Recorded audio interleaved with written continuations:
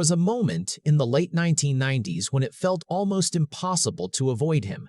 His face was everywhere, his films dominated theaters, and his presence carried a rare kind of warmth that audiences instinctively trusted. Brendan Fraser was not just successful, he was safe. He was the kind of star Hollywood believed would always be there, dependable, affable, endlessly rewatchable.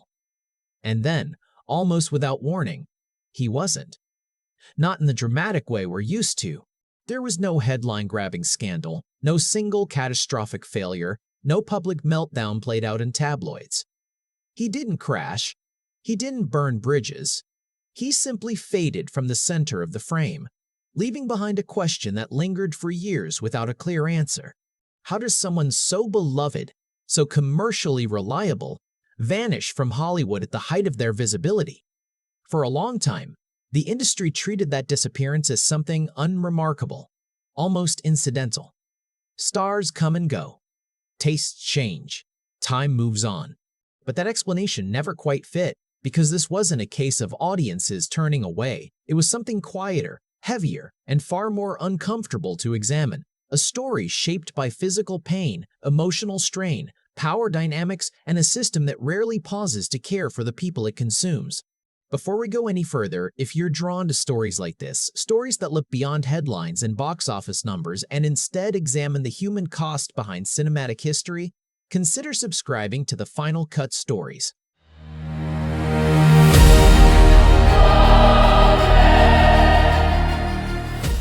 This channel exists for exactly these kinds of long-form, reflective journeys through Hollywood's forgotten corners. What makes Brendan Fraser's story so unsettling isn't just that he disappeared. It's that, for years, we thought we understood why. And it turns out, we didn't. The truth was never loud enough to demand attention, but it was always there, waiting beneath the surface. And when he finally returned, not as the hero Hollywood once marketed, but as something raw, vulnerable, and profoundly human, it forced a re-examination of everything that came before. Because this isn't really a story about a comeback.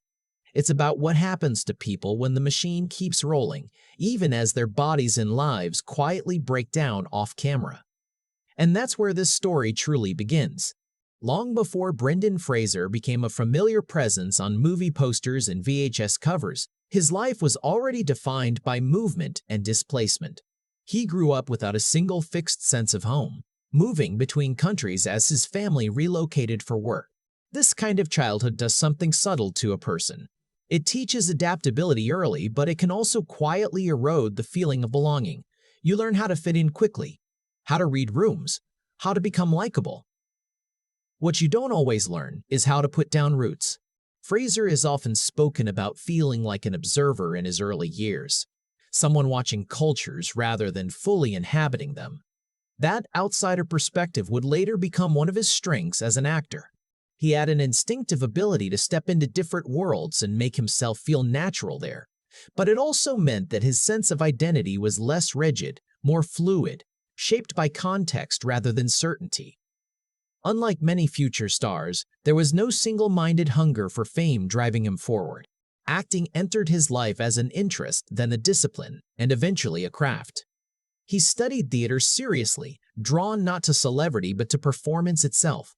There was a clear respect for structure, for preparation, for disappearing into a role rather than standing above it. This wasn't someone training to become an icon. It was someone learning how to work. Personality-wise, Fraser never fit the traditional Hollywood archetype. He wasn't sharp-edged or ironic. He didn't project distance or superiority.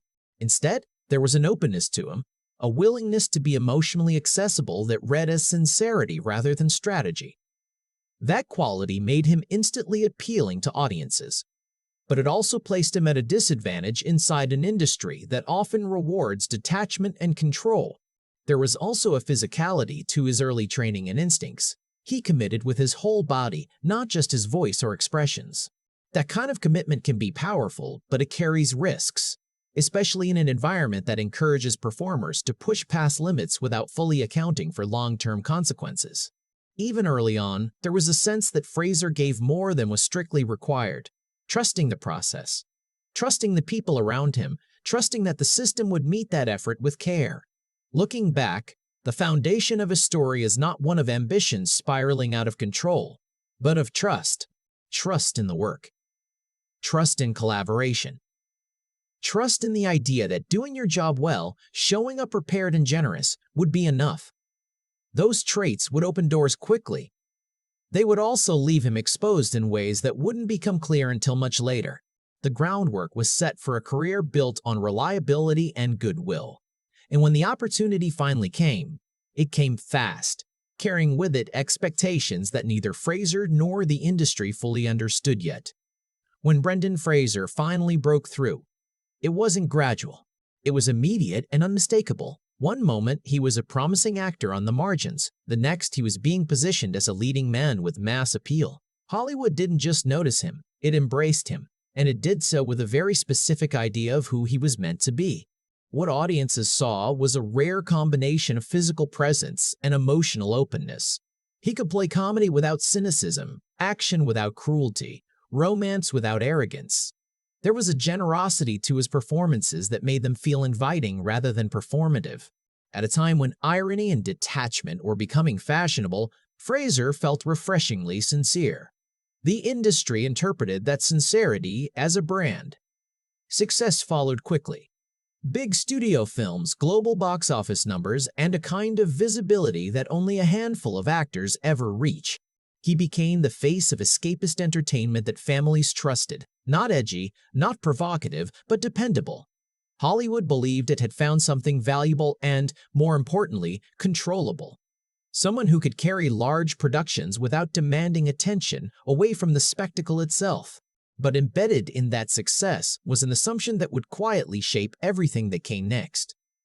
Fraser wasn't being celebrated for range or reinvention. He was being rewarded for consistency. For delivering a specific emotional experience over and over again. The version of Brendan Fraser that worked was the one audiences already recognized. The one who smiled easily, endured punishment with humor, and made extraordinary situations feel safe. This was the promise Hollywood made to itself, that he would continue to be that figure. That he would anchor franchises, shoulder physically demanding roles, and remain accessible without complication. It was a powerful position to be in, but also a narrowing one.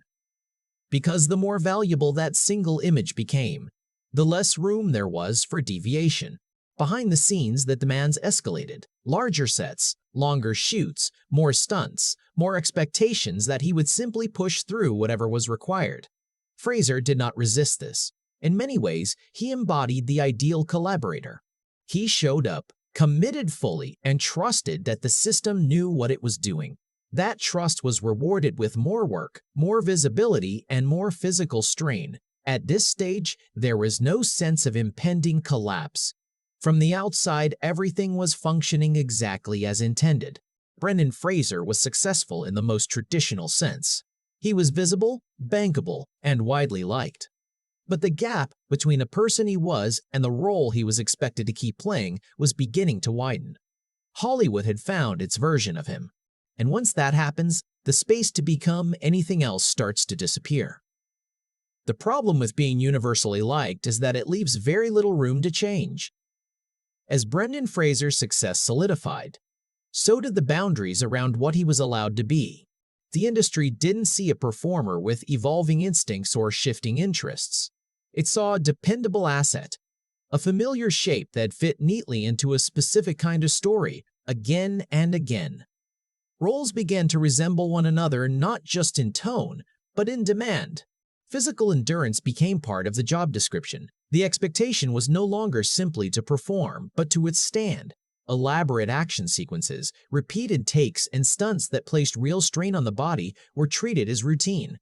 There was an unspoken assumption that this was the cost of maintaining relevance, and Fraser absorbed it without protest. This is how the box forms, not through overt restriction, but through reinforcement. Each successful repetition narrows the perception of what you are useful for. When an actor becomes associated with a specific emotional texture, warm, approachable, resilient, it becomes risky for studios to imagine them as anything else. And when the actor themselves is inclined toward cooperation rather than confrontation, that box closes even faster. Behind the scenes, the physical toll was accumulating. Injuries weren't isolated incidents, they were cumulative. Surgeries became part of the rhythm of his life, not traumatic enough to make headlines, but serious enough to alter how he moved, how he worked, how he recovered. Yet the industry rarely pauses for that kind of damage. Projects move forward, schedules tighten. The expectation is to adapt or be replaced. There was also a quieter kind of pressure, one that had nothing to do with stunts or box office returns. Hollywood's power dynamics operate on silence as much as speech. Being agreeable is often rewarded. Speaking up is not. Fraser's reputation as kind, professional, and easy to work with became both his strength and his vulnerability. It made him less likely to challenge conditions that should have been challenged, less inclined to disrupt a system that was benefiting from his compliance. From the outside, nothing looked wrong. He was still working, still visible, still recognizable, but internally, the balance had shifted. Control over his career was slipping not through a single confrontation, but through a series of small concessions, each one reasonable on its own, together suffocating. This was not the collapse yet. It was the narrowing, the moment when success stopped feeling expansive and started feeling like obligation. And once an actor reaches that point, every choice that follows carries more weight than it should. Because when the box finally closes, it doesn't announce itself. It simply leaves you with fewer exits than you realized were possible. There is rarely a single instant when a career like Brendan Fraser's breaks in half. What people often want is a dramatic before and after, a clean line they can point to and say, "That's where it all went wrong." The truth is less satisfying and far more unsettling. The shift came quietly through a convergence of strain that had been building for years. Physically, his body was no longer keeping pace with what was being asked of it. By the early 2000s, Fraser had undergone multiple surgeries: knees, back, vocal cords. These were not cosmetic setbacks or short recoveries. They were the cumulative cost of a career built on endurance and compliance. Each procedure took time. Each recovery required stepping away. And in an industry that equates visibility with value, absence is never neutral. At the same time, there was a personal reckoning unfolding away from cameras. Fraser has spoken, carefully and without spectacle, about experiencing profound emotional distress during this period. A sense of isolation set in as work slowed and the physical pain lingered. The identity he had been given by Hollywood, the strong, cheerful, unbreakable presence, no longer matched the reality he was living, and there was no script for that kind of dissonance. Compounding all of this was an experience that reframed his relationship with the industry entirely. Fraser later revealed that he had been sexually assaulted by a powerful figure within Hollywood.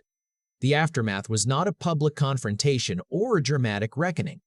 It was silence, distance, a growing awareness of how power operates when it goes unchallenged. Speaking out carried consequences, even if those consequences were never formally acknowledged. None of these elements alone would have ended his career. Together, they altered its trajectory in a way that could not be reversed.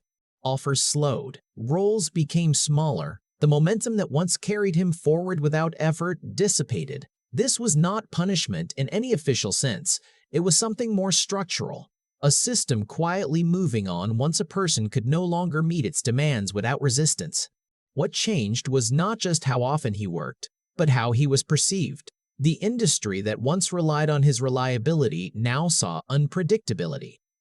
Not in temperament, but in availability. In health. In the simple ability to keep going at the pace required. And in Hollywood, that is often enough to shift attention elsewhere. This was the turning point not because everything stopped, but because nothing would ever return to the way it was. From here on, Brendan Fraser's career would exist in a different register, less visible, less protected, and far more revealing of how quickly a system forgets the people who carried it when they are no longer convenient. What followed was not a sudden exile from Hollywood, but something far more disorienting. Brendan Fraser did not vanish overnight. He kept working. He appeared in films and television projects, took on supporting roles, experimented with different genres. From the outside, it could look like a normal career adjustment. But the texture of his work had changed, and so had his position within the industry. The scale shrank. Projects that once arrived with momentum and marketing now came with far less visibility. Lead roles gave way to secondary characters. Studio attention drifted elsewhere. This wasn't framed as a fall because Hollywood rarely names these transitions honestly. Instead, it unfolded as a quiet reclassification. He was no longer a centerpiece. He was an option. Physically, the consequences of earlier years never fully receded. Chronic pain became part of daily life, something to be managed rather than overcome. That reality limited what he could realistically accept, even when opportunities appeared. The industry, meanwhile, is not built to accommodate vulnerability. It favors efficiency, speed, and the illusion of effortlessness. When an actor can no longer deliver that illusion, the system adapts by looking past them. There was also a psychological weight to this period that rarely gets acknowledged. Fame does not prepare you for obscurity, especially when it arrives without explanation. Fraser has described feeling deeply depressed during these years, struggling with the loss of purpose that comes when your identity has been externally defined for so long. The silence was not just professional, it was cultural. The conversation moved on without him, and yet, something important happened in this quieter phase. Removed from the pressure to maintain an image, Fraser began to work differently. He gravitated toward projects that valued character over spectacle.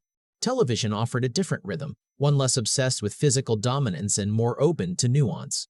Independent films allowed space for fragility, for imperfection, for the kind of emotional honesty that had always been present in him but rarely foregrounded. This was not a triumphant reinvention, it was an adjustment, a recalibration of expectations. Success no longer meant ubiquity, it meant sustainability. Survival. The ability to keep working without further damage, without pretending to be unbreakable. To many viewers, these years registered as absence, but in reality they were a period of slow, necessary retreat. A step away from the machinery that had consumed him. Hollywood didn't announce this shift, and neither did Fraser. It simply happened, over time, until his name became associated less with stardom and more with memory. And that is often how disappearance works. Not through erasure, but through quiet distance. Through time passing without ceremony. Until, eventually, the question is no longer where someone went, but whether they were ever really seen while they were there. When Brendan Fraser began to re-emerge in more visible ways, it wasn't framed as a comeback at first. There was no grand announcement, no carefully orchestrated return. What changed instead was the relationship between the work and the person doing it. For the first time in a long while, Fraser was no longer trying to meet an external definition of who he was supposed to be. The roles he accepted reflected that shift. They were smaller, stranger, more emotionally exposed. He leaned into characters defined by vulnerability rather than strength, by interior life rather than spectacle. This wasn't a strategic rebrand. It was a recalibration of values. After years of being asked to endure, to smile through pain, to keep going at any cost, the work became about honesty instead of resilience. Public perception followed slowly. Audiences began to notice something different in his performances. There was a gravity that hadn't been there before, or perhaps had always been there but was finally allowed to surface. He spoke openly, but carefully, about the years he had spent struggling, about pain, depression, and the quiet damage caused by systems that reward silence. Not as an accusation, but as context. What stood out most was the absence of bitterness. Fraser didn't frame his story as a grievance against Hollywood, nor did he romanticize suffering. He talked about survival in practical terms, about learning what his limits were, about redefining success as the ability to work without self-destruction, about choosing projects that respected the reality of who he had become. This redefinition was not about reclaiming status. It was about reclaiming agency. Success was no longer measured by box office dominance or cultural ubiquity. It was measured by integrity, by collaboration that felt safe, by work that aligned with his internal life rather than suppressing it. In many ways, this was the most radical shift of all. Hollywood is built on narratives of return and redemption, on the idea that worth is proven through visibility. Fraser's story quietly rejected that premise. His renewed presence wasn't a declaration of victory. It was evidence of alignment, of a performer finally working on terms that acknowledged both talent and humanity. By the time audiences fully reconnected with him, they weren't responding to nostalgia alone.